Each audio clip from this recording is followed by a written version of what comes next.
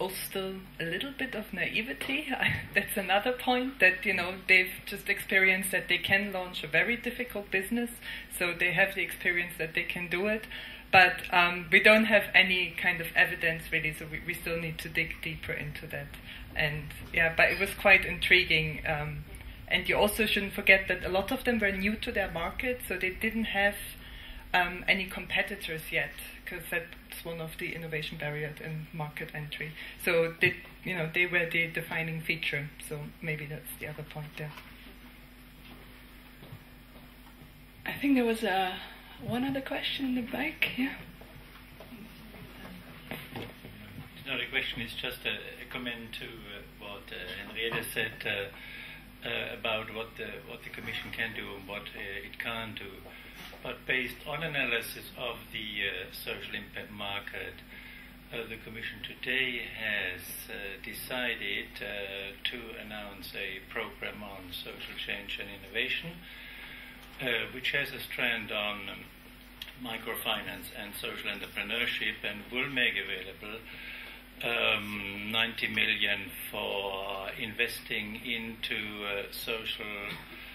into financial intermediaries and social investment funds to stimulate and to develop that market, which has a fairly uneven and intransparent development in Europe for the moment.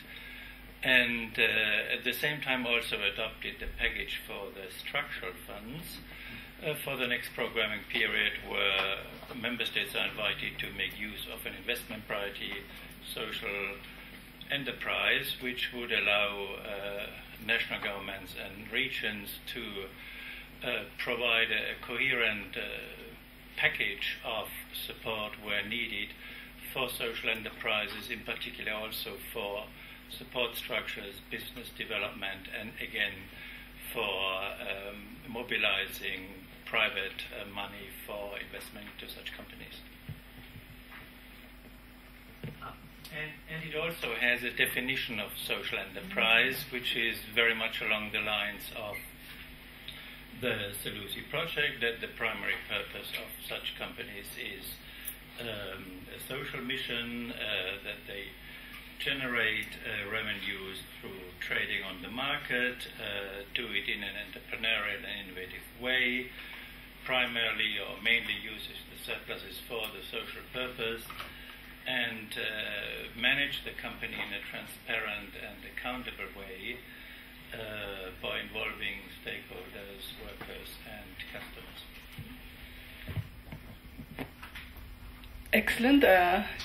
Thanks for filling us in on that initiative. Would anyone like to react to that? We're sort of running out of time. Yes, time is up.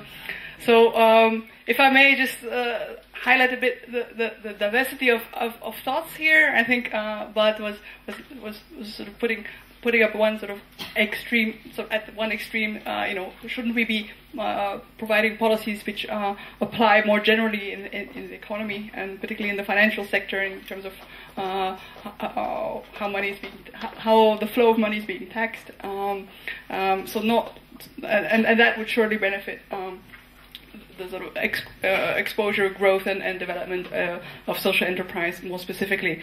Then we had some ideas about smart funding, crowdfunding, smart funding.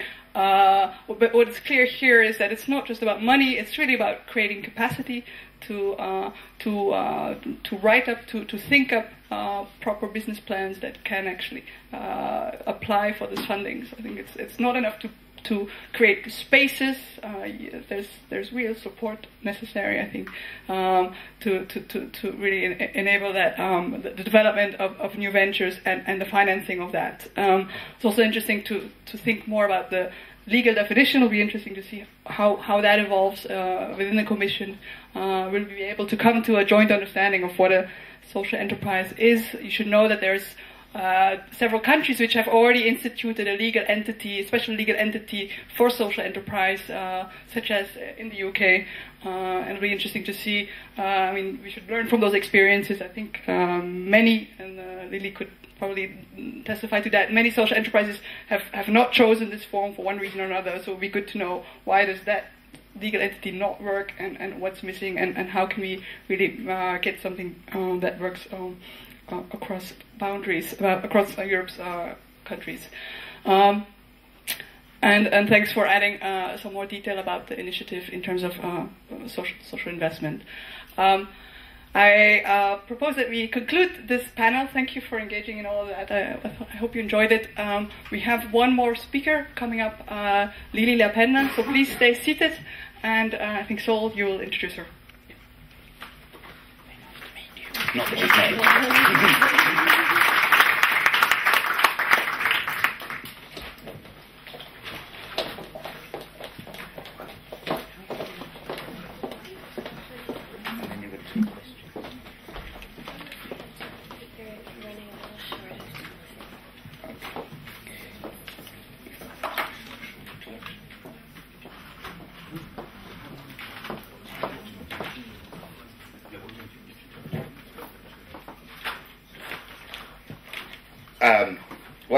I'm going to do a brief introduction. I'm timed for 2 minutes, but I'll see if I can come in under that.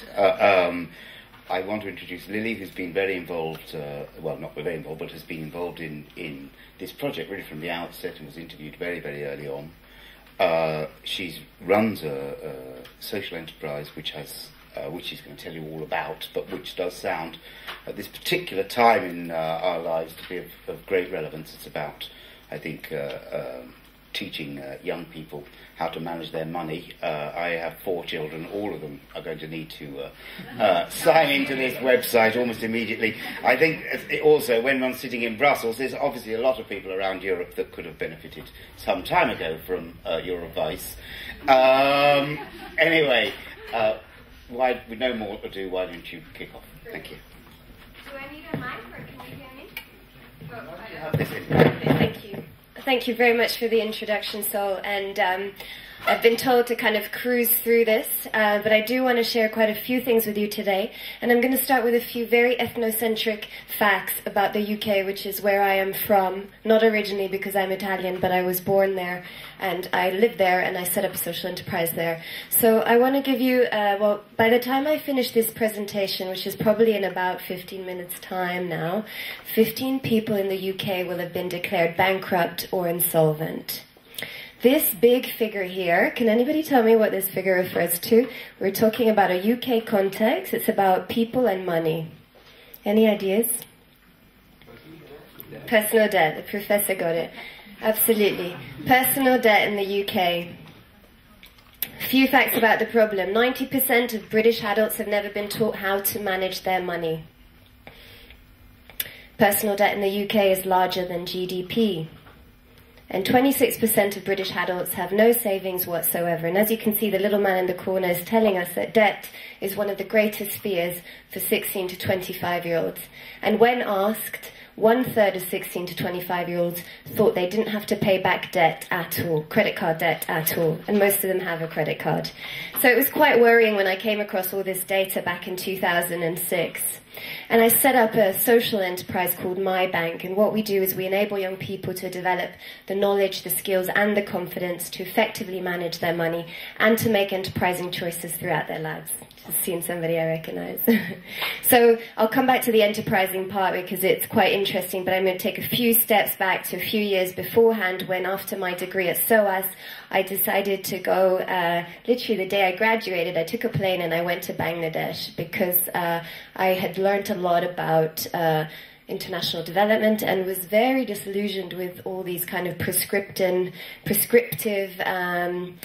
Western-oriented solutions to local issues. And in my studies, I came across microfinance that seemed to be very much a local solution to a local problem. And I went out in Bangladesh and spent a lot of time with incredible people like Professor Yunus, but also like Lamia, one of the women borrowers of a BRAC microfinance loan. In spending time with Lamia in rural Bangladesh and many other women entrepreneurs, I realized that I had spent a lot of money on my education, but there were a few things that I really didn't know. A, how to manage my money, and it was kind of crucial because I interacted with money at that point more than once on a daily basis. And B, how to be enterprising, how to run a business, which was something that I aspired to do. So through a microfinance loan, Lamia was setting up a business, was taking control of her finances, budgeting, planning ahead, taking her children into education off the streets. So I was inspired and I was fascinated, and I came back to the UK, and the rhetoric was very much from the government side: if we don't have an enterprising new nation, India will have us for breakfast and China will have us for tea. And that's very much how it was. And that's when the whole movement for enterprise education started in schools. And I felt that it was a great time to combine the two needs, the need for financial education and that for enterprise education, and to create a program that would give young people the same skill sets that Lamia and all those millions of women in Bangladesh were getting through microfinance. And that's how I created My Bank. And the video is very short, and I hope you enjoy it. Is it coming up? Credit crunch, bank bailouts, debt. It's always bad news when it comes to finance. Personal debt in the UK rises every day and is now higher than GDP. This is hardly surprising, as seen as more than 90% of British adults have never been taught how to manage their money. My Bank addresses this need by developing young people's finance and enterprise skills. Young people learn through fun and interactive sessions while developing practical skills that will be essential throughout their lives. My Bank in a Box is the first ever FSA-approved bank run by young people for young people. It provides an accessible place to save regularly and offers interest-free loans to start-up businesses. My Bank also offers a range of high-impact assemblies and workshops on practical money management and turning business ideas into reality. My Bank's unique education programs target 3 out of 5 aims set out by Every Child Matters and have been praised by Ofsted. My Bank was really useful. I think that it will help me in my life ahead. It taught us a lot about how to manage our money and our savings accounts and stuff. My Bank, from the beginning, very influential, very motivated, very student focused. Very lively training days. Students all took to the My Bank trainers very well. Seem to have loved the day. Because I'm a shopaholic, but I save more than I used to. That's one of our very first videos, but essentially the programs we run today are still very similar. So there's a youth-led banking scheme which encourages young people to get into a positive habit around saving. There's an interest-free loan scheme where young people can set up businesses in their communities. And we run a series of educational programs that range from 2 hours to full week to year-long, and that really give young people those skills, that knowledge and that confidence. These are some of them. I'm not going to go into too much detail. I started off myself, a group of young people in Tower Hamlets back in 2007. It was just me. Thank God today I have a team. It feels great. We have since then reached 35,000 young people in the UK. We have a national and international expansion, which I'm going to talk to you about in a bit more detail because it's probably interesting and relevant to today's topic. We run it as a mixed receipt social enterprise, generating our income through selling our service into the community, partnering with corporates, government contracts, and so on. We do use some forms of crowdfunding as well. We have 4 strategic objectives moving forward, and the 2 that I'm going to focus on today are innovation and expansion. The other 2 are essentially about reaching as many young people as we can, and communication to create a general awareness about the importance of financial and enterprise education. And I will say that indeed, as Professor Saul was saying, our work has become extremely relevant since the recession, and we have grown by 70% growth year on year since our inception, which shows there's a lot of need for the work we're doing. Okay. So this is where I share with you our piece around innovation. The reason I'm talking about it today is because you've talked a lot and you've researched a lot this cross-cultural partnership, fertilization between the social sector, the public sector, and the private sector. And what we're working on today at My Bank is a form of what I like to call CSI, corporate social innovation. We're moving away from the traditional corporate social responsibility where it's tokenistic, where it's just a slice of your business, and it often sits under marketing, and we can agree and disagree on this. That's very much my perception. But moving towards something that's more embedded embedded within a corporate business, and that also has a real value to the community. And our proposition is called MISA. I'm sharing it with you. I really shouldn't be, because I usually get people to say